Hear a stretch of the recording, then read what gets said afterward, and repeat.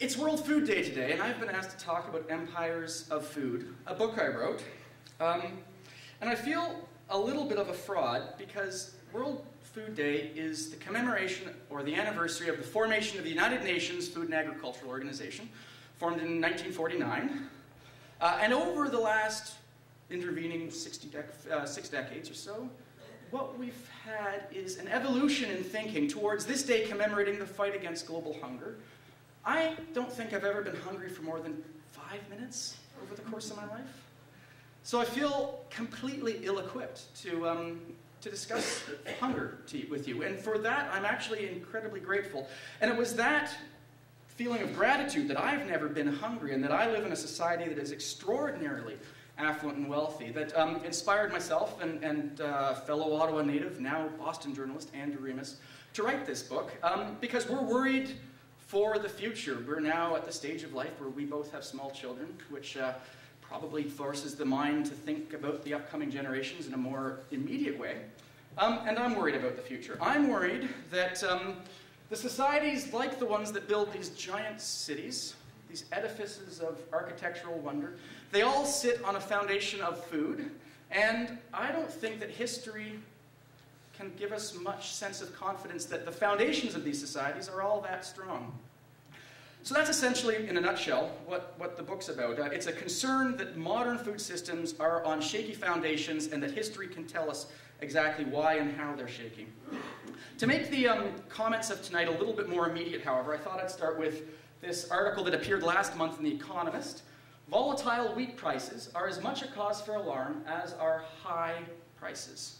And The Economist here was picking up on the story of the Russian drought. For those of you who've paid attention to the news for the last few months, you'll be aware that Russia's had a bad drought, bad bushfires associated with it, and as a result of this drought and bushfires, about 25 or 30% of Russia's wheat harvest has been destroyed. As a result, the Russian government decided to impose a wheat export ban, causing enormous concern in countries like Egypt, which traditionally rely on importing Russian wheat at this time of year.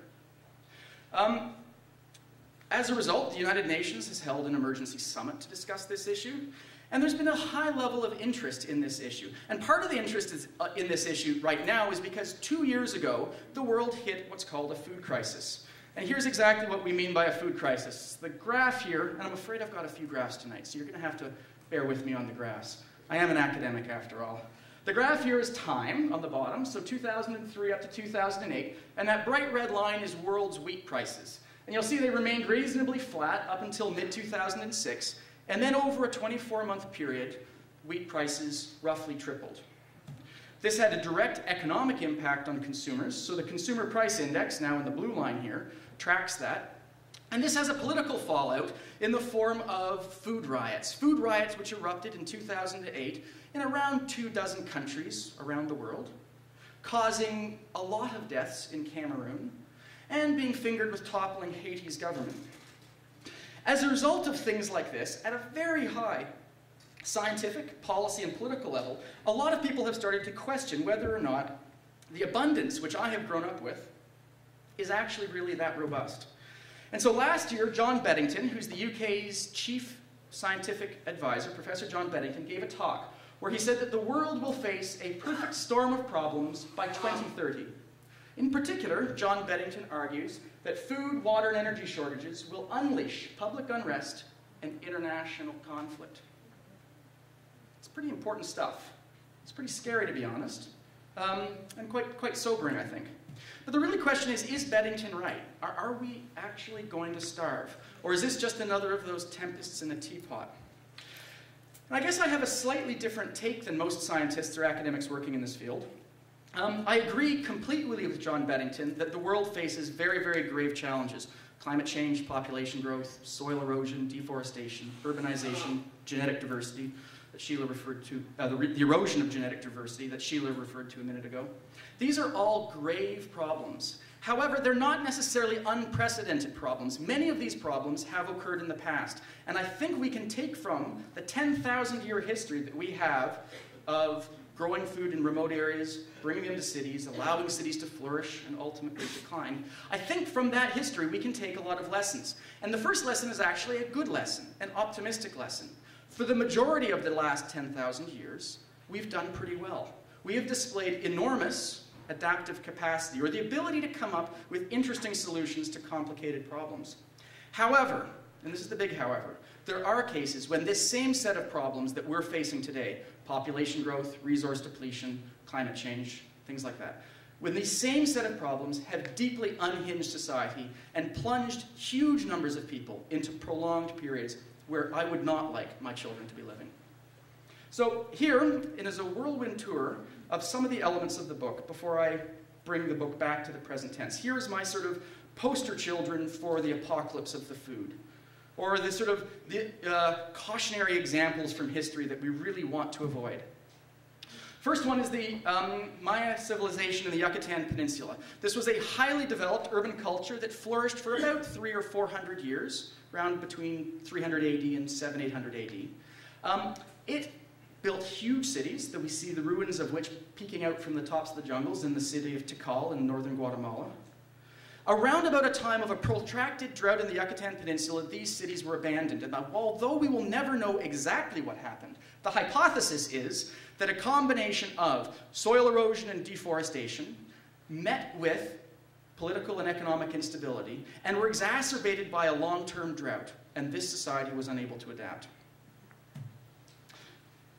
An ancient Roman grain warehouse. In the popular imagination, the collapse of the Roman Empire is usually associated with the Huns or the Vandals or barbarian invasions. Modern history suggests there is a strong element to the collapse of the Roman Empire that involved the mismanagement of their food system. And historians now argue that the Roman Empire, in its Republican phase, expanded, gobbling up productive wheat fields around the Mediterranean, and then was geopolitically relatively stable for a couple hundred years, during which time the climate was quite stable, conducive to good crop growth, nice long growing season in Western Europe, grapes in England and things like that. At about the time that the legions no longer found it possible to defend the frontier, the climate cooled, the growing season shrunk, and the rains became unpredictable. Now, this is not to say, underlined, not to say that there's a direct relationship between climate change and collapse. However, it is to say that climate change interacted in the Roman case with food production, and that was one of the underlying contextual factors, one of those baseline issues that weakened the empire and made it vulnerable to a whole bunch of other things, like the barbarians. No less dramatic, but on a much smaller scale, is the Irish potato famine, 1845 to 1850. In 1845, beginning of a series of rainy years created ideal conditions for a pest or blight to get into the potato crop. This triggers a famine, at the end of which a quarter of Ireland's population has either died or been forced into permanent exile. Now, what's really interesting about the Irish potato famine is that A, rainy years are hardly unprecedented in Ireland. They happen on a regular basis. 2, the potato crop had failed with regularity in the years and decades leading up to the famine. What marks the situation in 1845 as different has nothing to do with the problem. It has to do with the context of deepening poverty across the early 19th century, as industrialization in England pulled cottage industries away from Ireland and brought them into the industrial mills of the north of England. Of institutional context, an institutional context of absentee landlords and an indifferent church and state that meant that people did not have access to help when they needed it. And a landscape context, or an ecological context, one where these other two contextual factors meant that peasants had to subsist on smaller and smaller and more marginal pieces of land, and as a result they relied on extremely productive but extremely fragile monocultures, the production of potatoes. If the Irish potato famine represents the failure of a local system, then this case here, a famine that struck most of the south of Asia and a fair bit of the east of Asia in the 1870s, illustrates the failure of a global system. This was an El Nino-induced famine. Series of El Nino years in the 1870s caused droughts, which precipitated a famine that killed tens of millions of people across the subcontinent. El Nino droughts are hardly unusual. They've happened with regularity throughout history.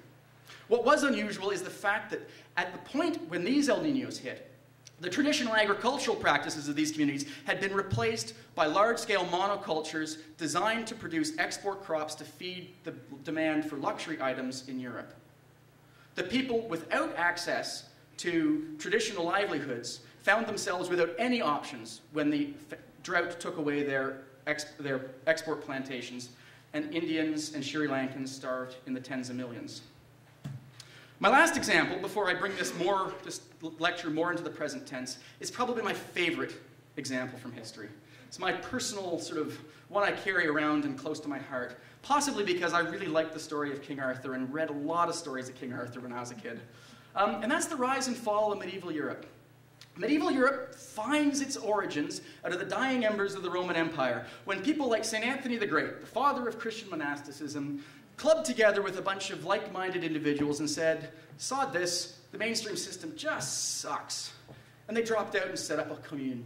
They set up an organic farm and said, "We're going to build a buttress between us and the world, and we're going to reject the decadence of Rome and Constantinople, and we're going to set up an alternative." And in doing so, they created a conduit of learning, of stability, of technological development, a conduit that then allowed Europe to regenerate itself and ultimately gave rise to Chartres Cathedral in the 12th century, Notre Dame Cathedral. This was the flowering of medieval Europe.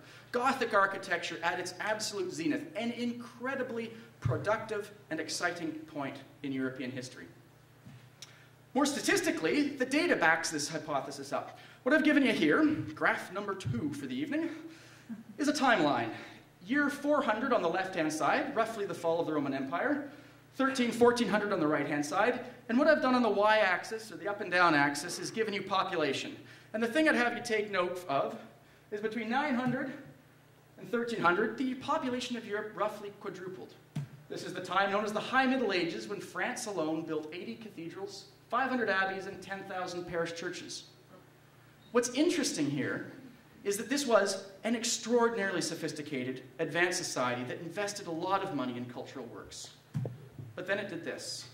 By 1400, 40% of Europe was dead. Now, what blows my mind about this story, this case, and which I think is so relevant for our situation today, is if you were a minor noble born somewhere around 1290, you would have been born into an affluent society. You'd have been born into a confident society, and you would have been born into a society that had no inkling of what was about to happen. Except for one thing.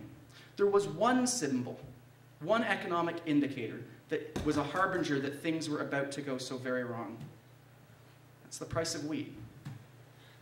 Starting in about 1200, 100 years before the crisis, the price of wheat starts rising. Probably in reflection to rising demand due to population growth and urbanization, and falling supply due to soil erosion and climate change. Very interesting. And as a result of this calamity, the graveyards and ossuaries of Europe had to be expanded again and again to deal with the extra mortality. I don't think the person born in 1290, the minor noble born in 1290, had an inkling that this was coming, that within 2 generations, almost half of Europe would be dead.